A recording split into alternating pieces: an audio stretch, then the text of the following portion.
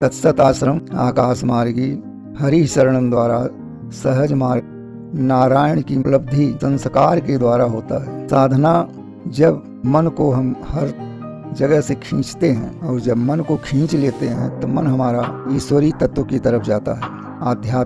आध्यात्म में जब जुड़ना होता है मन को, तो मन बुद्धि को प्रेरित करता है और बुद्धि अपने आप ही जागृत होकर के और साधक को प्रेरित करता है, जीव को प्रेरित करता है, जो जीव साधना के इच्छुक या साधना में बैठते हैं। आचार्यों का कहना है कि जब तक मानव सात्विक आहार और सत्संग नहीं करता है, मन उसका एकाग्र नहीं होता।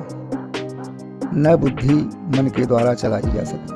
बुद्धि और मन, जब मन इसी विषय पर चिंतन करता है तो बुद्धि को प्रेरित करके उसे आगे बढ़ाता है। बुद्धि ही एक ऐसी शक्ति है जो मानव को ज्ञान के प्रखर पर ले जाता है। बुद्धि से ही विद्या प्राप्त होती है और बुद्धि से ही ज्ञान प्राप्त होता है। ज्ञान दो प्रकार का होता है, एक साहित्यिक ज्ञान, एक आध्यात्मिक ज्ञान। साहित्यिक ज्ञान 22-25 वर्ष तक की अवस्था तक को प्राप्त होती है। उसके बाद यदि घर का संस्कार सही है, सात्विक है और उसके द्वारा सत्संग कथा प्रवचन के द्वारा जब उसके मन में ऐसी भावना उठती है कि हम भी अपने जीवन को सार्थक बनाएं, तो सार्थकता लाने के लिए हमें मन को एकाग्र करना पड़ता है। तो मन एकाग्रता के लिए हमें कथा और प्रवचन के द्वारा, सत्संग के द्वारा ज्ञान प्राप्त होता है। जब जीव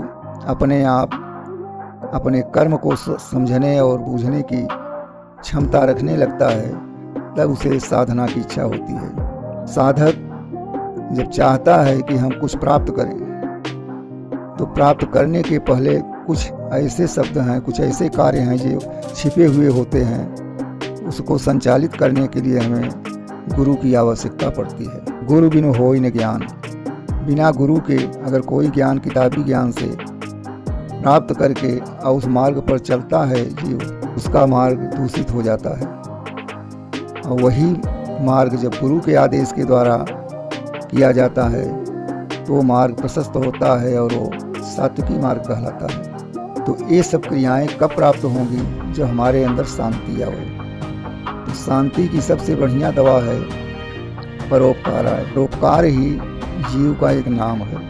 मानव का एक गुण है कि वही मनुष्य है जो मनुष्य के लिए मरे। मानव को परोपकारी होना चाहिए।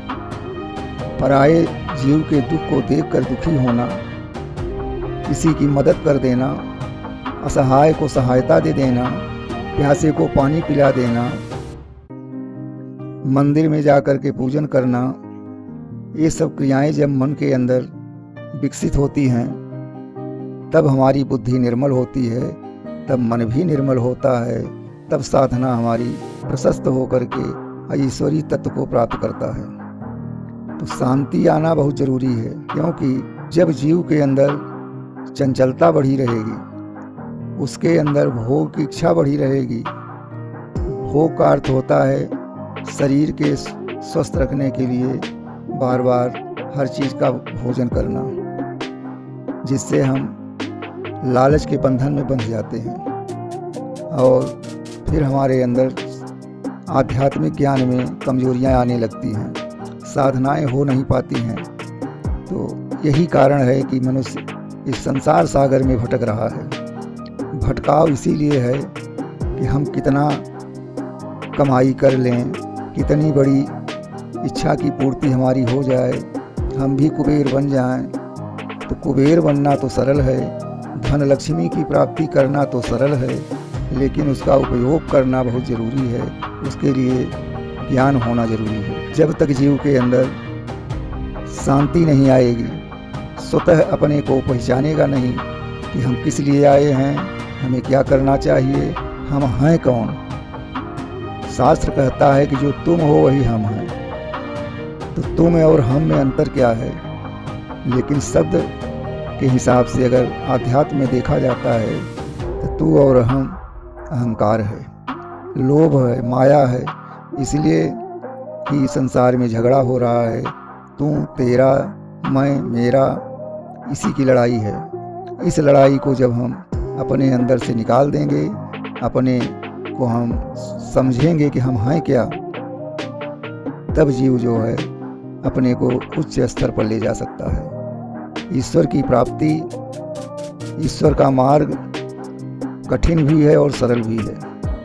तो जब हम इस शरीर के द्वारा विद्वानों का, गुरुओं का सत्संग करेंगे, उनके अनुसरण में रहेंगे, तब हमें इन चीज़ों का ज्ञान प्राप्त होता है और तभी हम इस मार्ग में तटस्थ होते हैं। श्रीमन नारायण।